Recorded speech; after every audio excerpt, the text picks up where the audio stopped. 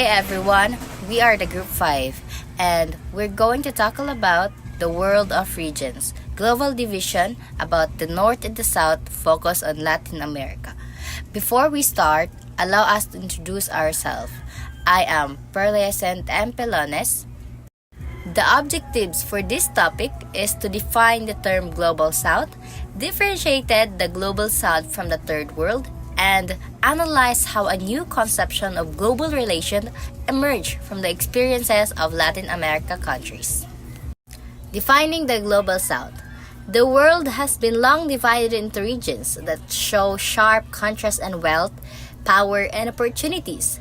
The Global North generally includes developed and industrialized countries such as the United States, Canada, European nation, Japan, South Korea, and Australia. These countries are characterized by strong economies, technological advancement, high standard of living, and major influence in global politics. In defining the Global South, ato sa nila ilahon kung unsa ning Global North. So what is the Global North? The Global North is the wealthier countries, developed countries, or ilang gitawag nga the richer countries. So if you remember sa Module 1, Immanuel Wallerstein theory, the Global North can be defined as the core nations. So, ganang gitawag man ng Global North as the developed countries. So first, they are powerful. Kanay mga countries kay powerful ni sila. They dominate the global institution like the United States and the IMF.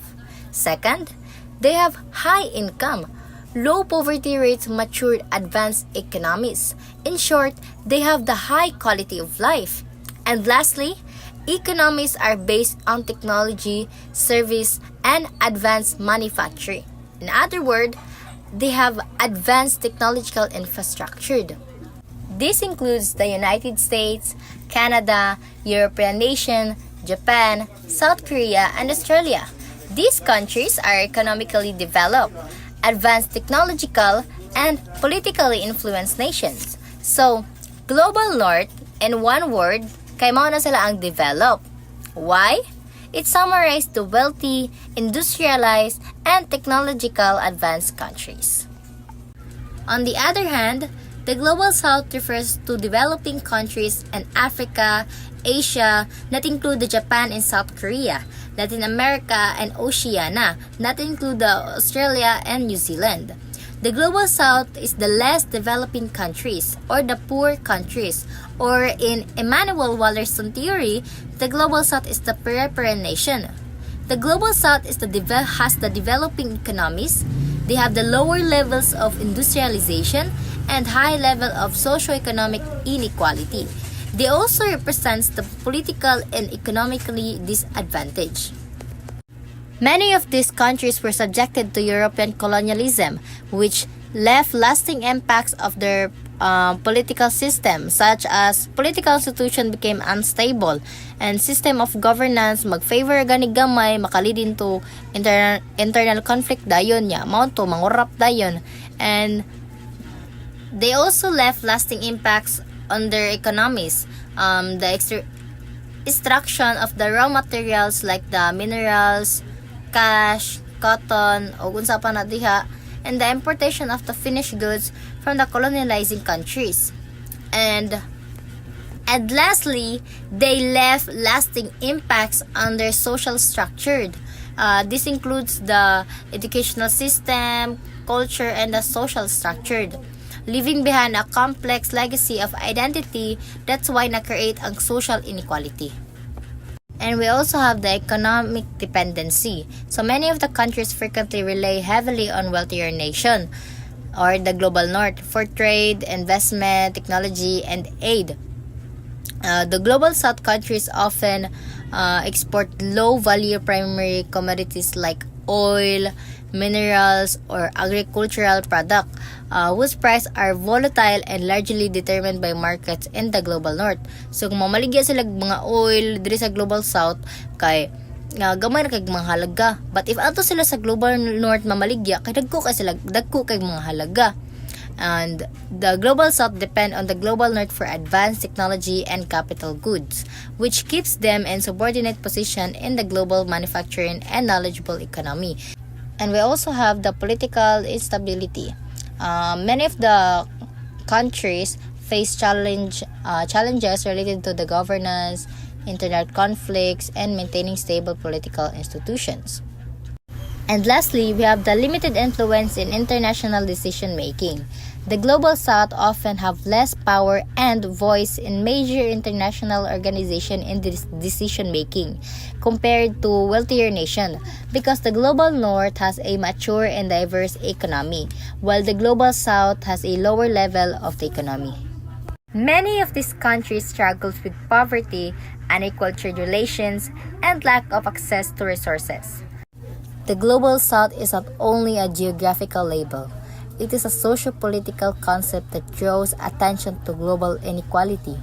The global inequality that serves a reminder to all the vast economic and social disparities between the world's wealthier and poorer countries, and the ongoing struggle of poorer nations to achieve fairness and justice in a world dominated by wealthier countries.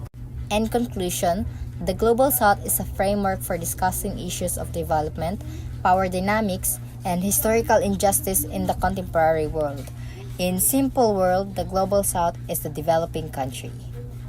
By defining the Global South in this way, we see that it represents more than just a place on the map. It symbolizes the ongoing reality of the global inequality. And this leads us to a question. How is the Global South different from what we used to call the Third World? The concept of the Third World began to wane with the end of the Cold War and the dissolution of the Soviet Union, which made the Three Worlds framework obsolete. So the idea of the Third World became obsolete after the Cold War ended and the Soviet Union broke apart. So when we say obsolete, it means wala na siya gamit or dili na siya relevant karon, like an old concept that doesn't fit the modern world anymore. Before, countries were grouped as first, second, and third world. Pero after the Cold War, that system didn't make sense na, kay wala na ang second world, and that's why people started using the terms Global North and Global South instead, kay mas updated and mas accurate siya to describe the world today. Then, the Third World Project, which emphasized state-led developmentalism and a push for a new international economic order to address global trade inequalities began to collapse in the 1980s. This was due to factors like the Third World debt crisis and the rise of neoliberalism, which promoted the Washington Consensus and shifted the global focus from state-centric political projects to market-driven globalization. So, the Third World Project used to focus on state-led development, meaning governments played a big role in improving their countries' economies. And they also wanted a new international economic order or the NIEO para ma-fix ang unfair global trade system between rich and poor countries. Pero, by the 1980s, this project started to collapse. One reason was the Third World debt crisis. Daghan kaayong developing countries na nalubog sa utang.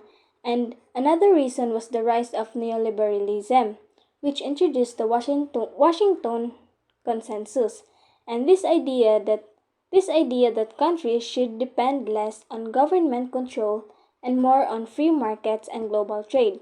So from that time, the world started to shift from state-led development to market-driven globalization, where private companies and trade became more powerful than governments in shaping economies.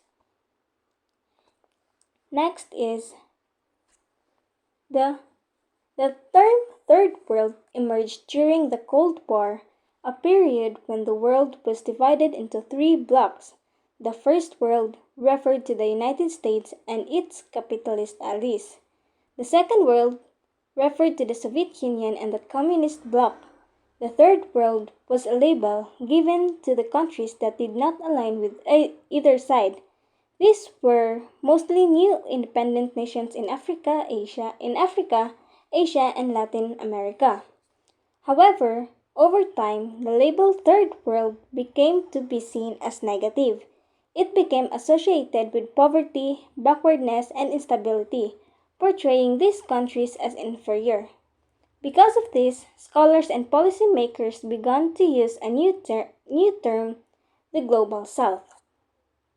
So, as what I said, the, the term Third World started during the Cold War when the world was divided into three groups or blocks.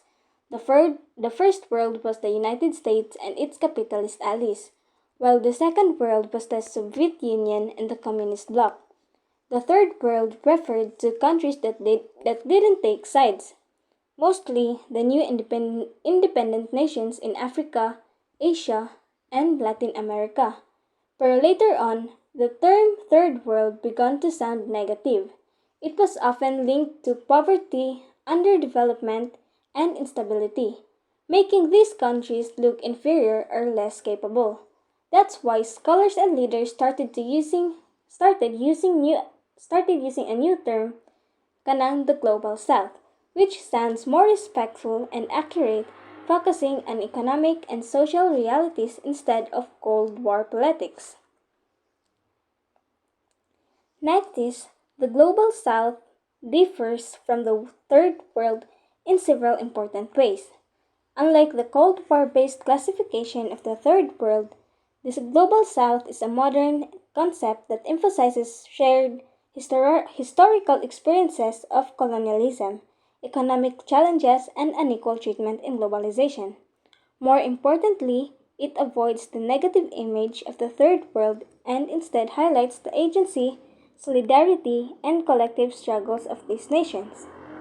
In other words, while the term Third World was rooted in Cold War politics and carried a tone of inferiority, the term Global South recognizes these countries as important actors who are seeking to transform the global order. So, to differentiate, the Global South is different from the Third World in many ways. Unlike the Third World, which was based on Cold War politics, the Global South is more modern concept. It focuses on countries that share similar experiences like colonialism, economic struggles, and unequal treatment in the process of globalization. But instead of highlighting weakness, the term Global South promotes a more positive view. It avoids the negative image of the Third World and instead showing the strength and instead shows the strength, unity, and resilience of these countries. In other words, while Third World made nations sound inferior, the Global South recognizes them as active and important players, countries that are working together to change and improve the global system. And this is the difference of the two. The Global South is a modern term describing developing nations in Africa, Latin America, Asia, and Oceania. It focuses on shared historical experiences of colonialism, inequality, and economic dependency. It highlights the solidarity, cooperation, and potential for collective development, and seen as a more neutral and respectful term compared to the Third World, while the Third World is a term coined during the Cold War to describe countries not aligned with the US or the First World or the Soviet Union, which is the Second World, and later became associated with poverty, backwardness, and underdevelopment. And it is also considered outdated and sometimes offensive today. And it also focused more on political alignment and lack of power rather than cooperation or shared identity. Analyzing how a new conception of global relations emerged from the experiences of Latin American countries. This is about sa pagtan-aw kung giunsa ang mga nasod sa Latin America labi na ang ilang kasaysayan sa pagkolonya ug pagpahimulos sa ekonomiya, nagdala og bag-ong mga pamaagi sa pagsabot sa global interactions Imbis nga tan-awon ang global relations as a naturally beneficial sa tanan, ang mga Latin American scholars nagsugod sa pag-analyze kung giunsa kini nga mga relasyon nakatampo sa inequality ug dependency. Murag, instead of thinking na okay ra ang tanan, dikitan-aw nila kung nganong naman naglisod. This analysis challenge existing theories and lead to the development of new frameworks like dependency theory. For centuries, this region was colonized by European powers like Spain and Portugal. Even after gaining independence, Latin American countries continued to face economic dependency. This section nag-highlight sa historical and structural factors nga nag-umol sa economic trajectory sa Latin America. Colonialism sa European powers nag-establish og economic system kung diin ang Latin America nag-export og raw materials like coffee, sugar, minerals while importing expensive manufactured goods gikan sa industrialized nation. Mao ni ang sistema. Bisan pag independent na sila, dependent gyapon sa mas dato nga mga nasod. This dependency limited Latin America's ability to develop its own industries and achieve economic self-sufficiency. Ang focus sa raw materials exports naghimo sa ilang ekonomiya nga vulnerable sa price fluctuations and external demand, further hindering stable growth. From this experience, Latin America was not just a passive victim. Instead, it became an active center of new ideas that sought to explain and challenge inequality in global relations. One of the most important contributions was the rise of dependency theory in the 1960s and 1970s. Bisan pa sa economic exploitation, ang Latin America nagdula og crucial role sa pagdevelop og new perspectives on global relations. Scholars and intellectuals sa region actively analyzed their experiences and developed theories to explain the persistent inequality nga ilang giatubang. This intellectual activity led to the emergence of dependency theory, which provided a framework for understanding how global economic structures perpetuate underdevelopment. So instead of just being victims, naghimo sila mga ideas to fight back and explain ngano ing ani ang sitwasyon or ngano mo niya nahitabo. Dependency theory is a social science theory that explains why some countries remain poor while others stay rich. Dependency theory is a lens nga gigamit sa social sciences to understand the persistent global wealth disparities. It posits that the poverty of some nation is not simply due to internal factors but also to their position in the global economic system. Ang theory nag-argue nga ang wealth sa developed nation is often linked to the exploitation and underdevelopment of poorer nations. It's like saying nga ang pagkadato sa uban gikan sa pagpahimulos sa uban. It emerged in the 1960s and 1970s, mainly from the experiences of Latin American countries. Thinkers like Raul Frevesque, Fernando Henrique Cardoso, and Enzo Paleto argued that underdevelopment in the global south is not just caused by internal problems such as weak governance or lack of modernization. Instead, it is the result of an unequal global economic system. Dependency theory niya rise as a response to the specific experiences sa Latin American countries nga dugay nang nag-atubang og economic challenges bisan pa sa ilang efforts to modernize. Key thinker like Frevesque, Cardoso, and Paleto nag-argue nga ang underdeveloped sa Global South developing countries was not simply due to internal problems like corruption or a lack of modern institutions. Instead, they emphasized the role of the global economic system which they argued was structured to benefit wealthy nations at the expense of poorer ones. So dili lang kay sala sa mga pobre nga nasod kundi sala pud sa sistema. This theory reshaped how we understood global relations because it showed that poverty in the Global South was not natural but a result of systematic inequality. Dependency theory ni revolutionize sa pagsabot nato sa global relations by reframing poverty in the Global South as a consequences of systematic inequality rather than a natural or inevitable condition. It challenged the notion nga ang poverty was simply a result of internal factors within developing countries, arguing instead nga it was a product of the unequal global economic system. By highlighting the structural mechanisms nga nagperpetuate sa poverty, dependency theory provided a new lens for analyzing global power dynamics and advocating for policies that promote economic justice and equality. Mao nang gibag-og gyud niya ang atong pagtan-aw sa kalibutan. These ideas later influenced politics in Latin America. Moving from theory to practice, the region saw the rise of what they called the pink tide in the early 21st century. Kaning nga term, pink tide, refers to a political wave where left-leaning governments came to power, meaning mga leader nga mas pro-people or anti-imperialist. For example, sa mga nasod like Venezuela, Bolivia, and Brazil. Leaders such as Hugo Chavez, Evo Morales, and Luis Inacio. Lula da Silva started promoting policies that resisted dependence on the United States and Europe.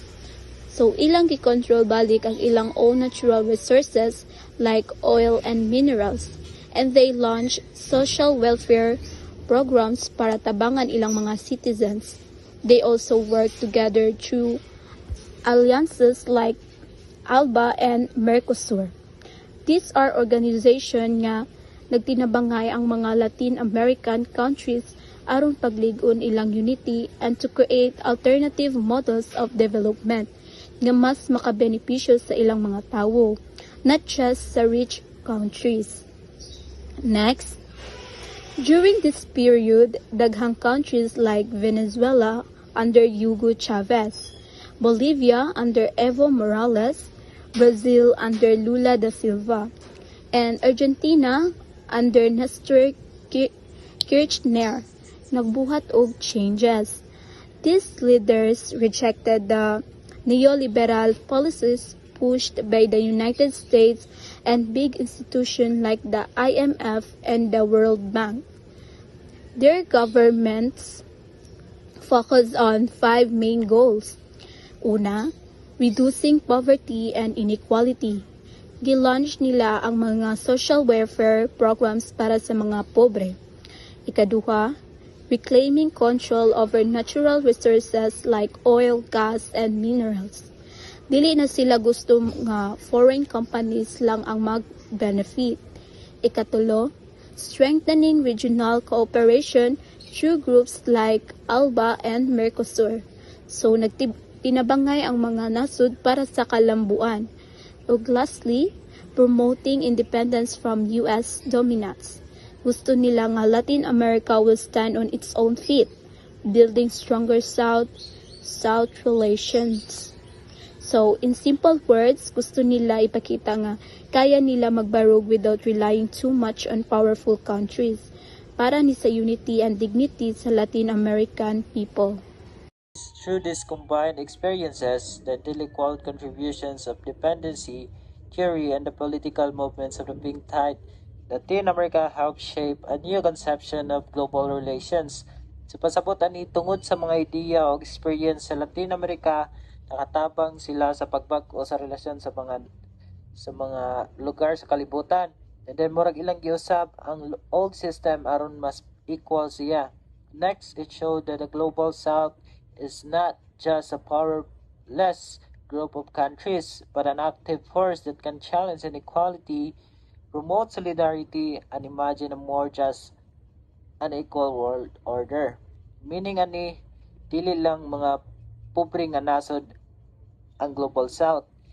Powerful but sila kay kaya nila maki-fight sa dili patas nga sistema o magtinabangay para sa justisya o pagkahiusa. And then, in conclusion, The concept of the Global South help us understand the shared struggle of countries that have faced colonialism, dependency, and equality in the global system. Ang buti pasabot ani, para sa tuwa, tabang ang Global South nga masabtan nato ang daghang nasod nga parehas og kasinatian. Mga nasod nga gikontrol sa una ug karon naningkamot para mobangon. And next, unlike the outdated and often negative term third world, the Global South emphasizes solidarity, cooperation, and potential for collective development. So, dili maayong gamiton ang third world. Kay negative siya. And ang Global South, mas nindot kay nagpasabot og panaghiusa, tinabangay, og sabay nga pag-asenso. And then, from the experiences of Latin American countries, we see how a new conception of global relations emerge. Gikan sa experience sa Latin America, nakita nga pwede di ay mausab ang sistema kung magtinabangay ang mga nasod or mga lugar. And next, through dependency theory, Latin America exposed an unequal structures that maintain underdevelopment, while the pink tide showed how these ideas could be applied in politics to resist dependency and promote regional unity. Pasabot ani gipakita sa Latin America nga naa gid mga dili patas nga sistema nga mao'y hinungdan nga ang uban nga lugar magpabilin nga pobre. Pero pinaagi sa pink tide ilang gipakita nga pwede ni gamiton sa politika para makigbatok sa pagdepende o para maghiusa ang mga nasod sa ilang rehiyon.